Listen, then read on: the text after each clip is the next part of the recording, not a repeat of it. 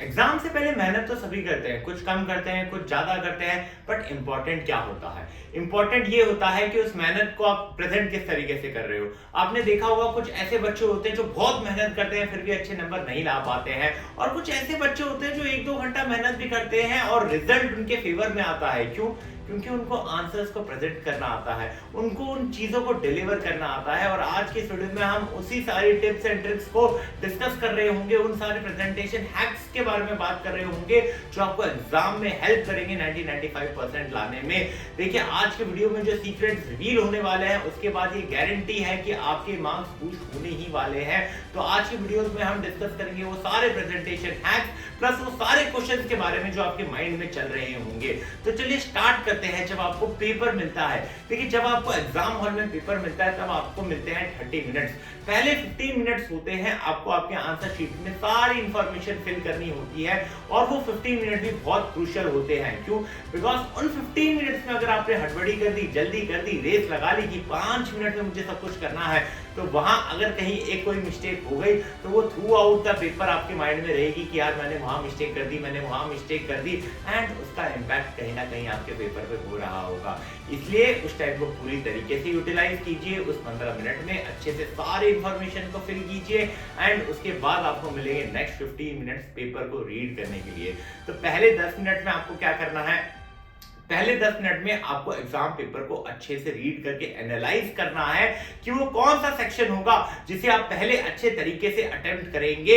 ऐसा कौन सा सेक्शन है जिसमें मोस्ट ऑफ द क्वेश्चंस आपको आते हैं, तो वो सेक्शन पहले आप पक्का कर लीजिए। उसके बाद आपको क्या करना है? उसके बाद आपको लास्ट पेज पे जाना है, रफ वर्क लिखना है, एंड देन जो सेक्शन आप करने वाले हो उस सेक्शन के सारे क्वेश्चंस के जो भी पॉइंट्स आपको लिखने हैं वो वहां मेन पॉइंट्स लिख लीजिए। अब ऐसा क्यों?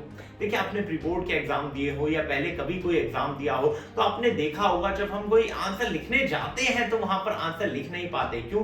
क्योंकि पॉइंट याद ही नहीं आ रहे होते, वो क्वेश्चन को हम रिकॉल ही नहीं कर पा रहे होते कि इसमें क्या कंटेंट लिखना है, और फिर हम क्या करते हैं? लिखा और फिर काटा, फिर से काटा, और ऐसे हमारा प्रेजेंटेशन खराब हो जाता है। अब हमने क्या कर रखा है? लास्ट पेज में इंपॉर्टेंट पॉइंट्स लिख रखे हैं। जैसे ही क्वेश्चन अटेम्प्ट करने जाएंगे सारे इंपॉर्टेंट पॉइंट्स को देखा, आंसर को मन में बनाया, एंड देन वहां पर सारे आंसर्स को प्रेजेंट कर दिया। इससे क्या होगा? इससे ये हुआ कि हमने पहले तो वो पोर्शन किया जो हमें अच्छे तरीके से आता था, और इसे बहुत अच्छे तरीके से हमने प्रेजेंट भी कर दिया। इससे होगा क्या? हमारे एग्जाम पेपर का जो पहला पोर्शन होगा वो बहुत अच्छे तरीके से डिलीवर हुआ है, और इसका एक पॉजिटिव इंपैक्ट जाएगा एग्जामिनर के ऊपर। क्योंकि देखिए, ये बात तो सही है, the first impression is the last impression. तो आपने अपना अच्छा पहला इंप्रेशन छोड़ दिया एग्जामिनर के ऊपर, एग्जामिनर को भी लगेगा कि हाँ यार ये एक टॉपर बच्चा है, एक पॉजिटिव इंप्रेशन आपका पड़ रहा होगा एग्जामिनर के ऊपर, और उसका आपको एडवांटेज मिल ही रहा होगा थ्रू आउट द पेपर। कहीं कहीं वो लीनियंट चेकिंग भी कर लेगा, जहां 1 नंबर है वहां 1.5 नंबर दे देगा, 1.5 नंबर हो रहा है 2 नंबर दे देगा, तो कहीं ना कहीं थोड़े एक्स्ट्रा मार्क्स वहां पर मिल जाएंगे। देखिए, एक बात आपको हमेशा याद रखनी है कि आप एग्जामिनर का काम जितना आसान करेंगे उतना आपको एडवांटेज मिल रहा होगा, और जहां आपने एग्जामिनर को प्रॉब्लम दी, जहां आपने उसको प्रॉब्लम दी, वहां आपके नंबर काटने शुरू कर देगा। तो जितना कम टाइम वो आपके पेपर को चेक करने में लगाएगा उतने ज्यादा आपको नंबर मिलेंगे, और जितना ज्यादा टाइम वो वहां लगा रहा है खुन्नस के मारे वो मार्क्स काटता जाएगा, मार्क्स काटता जाएगा। इसलिए कभी भी कोई एक ऐसी हरकत मत करो कि उसका टाइम वहां पर ज्यादा वेस्ट हो रहा हो, क्योंकि अगर टाइम वेस्ट होगा तो फिर वो नंबर काटना शुरू करेगा, ढूंढ ढूंढ के नंबर काटेगा। इसलिए ऐसी गलतियां मत करो। और एक और कैसी गलती होती है जिसमें आप उसका टाइम वेस्ट कर रहे होते हो? यार, सीक्वेंस में पेपर को ना अटेम्प्ट करके आप क्या करते हो? पहले पीछे से भी स्टार्ट किया, उसमें क्या करोगे? 36 करोगे, 35 किसी और कोने में, 34 किया, 33 किसी और कोने में, एक क्वेश्चन इधर एक क्वेश्चन उधर। अब उसका टाइम कहां जा रहा है? वो ढूंढ रहा है, अच्छा ये यहां लिखा है, वो कहां लिखा होगा? वो वहां जाके चेक करेगा, ये यहां लिखा है, फिर वो कहां है? वो ढूंढ रहा है। तो इससे वो भी कंफ्यूज हो रहा है, वो क्या करेगा? अब काटाफुटी स्टार्ट करेगा, नंबर्स काटेगा, और यहां पे आपका लॉस हो रहा होगा। इसलिए आपको क्या करना है? सीक्वेंस में सारी चीजों को लिखना है, सीक्वेंस में लिखना है। अब उसमें होता क्या है? कभी कभार कोई क्वेश्चन नहीं आ रहा होता है, उसको छोड़ दीजिए, नेक्स्ट क्वेश्चन को अटेम्प्ट कर दिए, वहां स्पेस छोड़ दिया आपने, देन जब सब हो जाएगा तब वहां पर उसको अटेम्प्ट कर लीजिए। लेकिन ऐसा मत कीजिए कुछ यहाँ लिखा है कुछ वहां लिखा है, सीक्वेंस में लिखोगे तो उसका एडवांटेज आपको मिल ही रहा होगा। चलिए अब हम बात करते हैं कि यार जो क्वेश्चन हमें अच्छे तरीके से आता है उसे किस तरीके से अटेम्प्ट करना है। जो क्वेश्चन आपको सबसे अच्छे तरीके से आता है उसे आपको पॉइंट वाइज लिखना है। पॉइंट वाइज क्यों? क्योंकि देखो एक तो टू द पॉइंट आंसर रहेगा, टाइम भी आपका बच जाएगा, और होगा क्या, देखिए जब आप वैसे पॉइंट वाइज में लिख रहे होंगे ना तो पहले 3 पॉइंट में जो क्वेश्चन पूछा गया ना उसके आंसर का 80 to 90% पार्ट पहले 3 पॉइंट में आ जाना चाहिए। इससे होता क्या है, देखिए उसने पहला पॉइंट पढ़ा, एग्जामिनर ने दूसरा पॉइंट पढ़ा, तीसरा पॉइंट पढ़ा, उसको आइडिया आ गया कि भाई इसको आता है, वो चौथा पांचवा छठा पढ़ेगा भी नहीं, वहां नंबर लगाएगा और फिर आगे बढ़ेगा। अब यहाँ पर आपको आइसिंग इन द केक एक और चीज करनी है जो मैं एंड में रिवील करूंगा, इसलिए आप वीडियो एंड तक देखिएगा, बिल्कुल स्किप मत कीजिएगा। तो ये तो बात हुई उन क्वेश्चंस की जो आपको आता है उसे कैसे अटेम्प्ट करना है। उसके बाद अब हम बात करते हैं कि डायग्राम वाले जो क्वेश्चंस आएंगे उसे आपको किस तरीके से अटेम्प्ट करना है। देखिए डायग्राम आपको पहले कैसे बनाना है, लाइट हैंड से बना लिया, उसके बाद जब आपको लग रहा है सब बढ़िया है देन उसको डार्क कर दीजिए। लेबल इस तरीके से कीजिए कि चीजें स्टैंड आउट हो, ठीक है, हर एक लेबल पार्ट निखर के आ रहा हो, उसको क्लियरली पता हो, नीट एंड क्लीन डायग्राम होना चाहिए।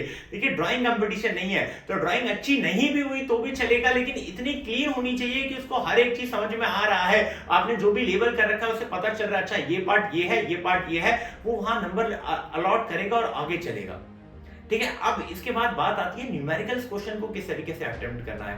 देखिए न्यूमेरिकल्स क्वेश्चन को पढ़ लीजिए एक बार, जो गिवन है अब वहां लिख दीजिए, गिवन लिखने के बाद निकालना क्या है वो लिख दीजिए, फॉर्मूला लिख दिया, फॉर्मूला को स्क्वायर में बॉक्स बना दिया आपने, उसके बाद स्टेप्स लिख दिए और जो आंसर आया उसको यूनिट के साथ फिर आपने बॉक्स बना के आपका आंसर लिख दिया। अब एग्जामिनर आएगा चेक करेगा, गिवन लिखा हुआ है, निकालना क्या है वो लिखा हुआ है, फॉर्मूला लिखा हुआ है और आंसर आया यूनिट के साथ, उसको भी बॉक्स बना दिया है ताकि वो स्टैंड आउट करे, तो भाई वो आंसर देखेगा सही है, उसने नंबर डाल दिए कि यार स्टेप्स है, फॉर्मूला है, गिवन है, सारी चीज तो बच्चे ने लिखी है तो सारे नंबर लिख देगा। तो ऐसी जब आप प्रोसेस यूज कर रहे होते हो ना तो उसका पॉजिटिव इंपैक्ट आता है और वो नंबर दिल खोल के वहां पर आपको नंबर दे रहा होता है। तो इस तरीके से जब आप चीजों को कर रहे होते हैं ना तो एक पॉजिटिव इंपैक्ट आता है और इसी पॉजिटिव इंपैक्ट को लाने के लिए प्रेजेंटेशन हमें इस तरीके से ही करनी है।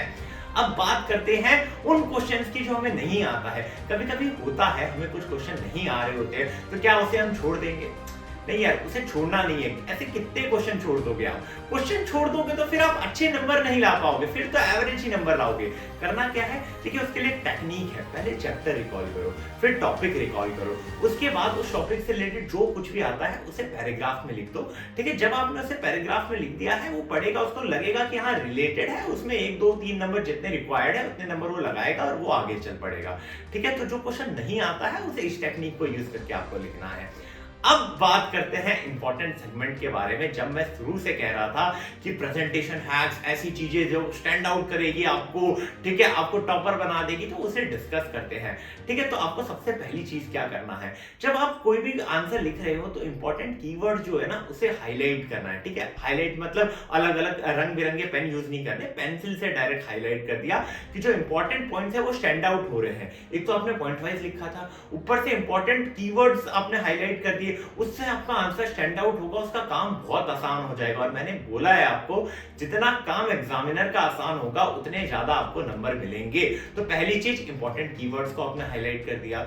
दूसरी चीज, हर क्वेश्चन के बाद में 2 लाइन की स्पेस छोड़ दो। उसके बाद करना क्या है, 2 लाइन की स्पेस छोड़ दी, टाइम मिला बाद में तो अंडरलाइन करके दोनों को सेपरेट आउट कर दिया, तो इससे आपकी प्रेजेंटेशन और अच्छी लगेगी। और एक और चीज कर सकते हो कि आपने दोनों मार्जिन बना दी, जो भी रफ करना है, जो न्यूमेरिकल्स है, कुछ भी है वो इस तरफ करो या तो फिर आप पीछे पेज में करो, तो इससे प्रेजेंटेशन सुधरेगा।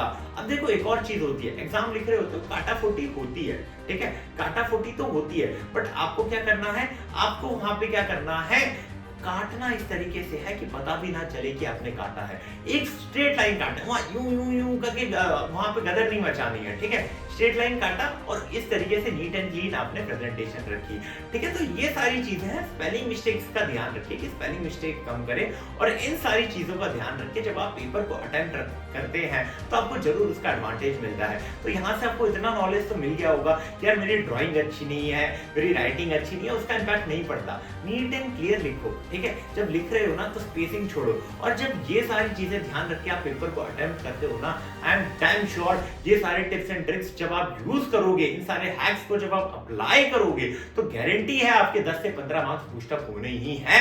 जो नहीं भी आ रहा उसमें भी आपको नंबर मिलने के पूरे चांसेस हैं। इसलिए पेपर इस तरीके से अटेम्प्ट कीजिए, और वीडियो पसंद आ रही है तो अपने दोस्तों के साथ भी शेयर कीजिए ताकि वो भी इन हैक्स का यूज उठा सके, एंड चैनल को सब्सक्राइब कर दीजिएगा। Thank you very much.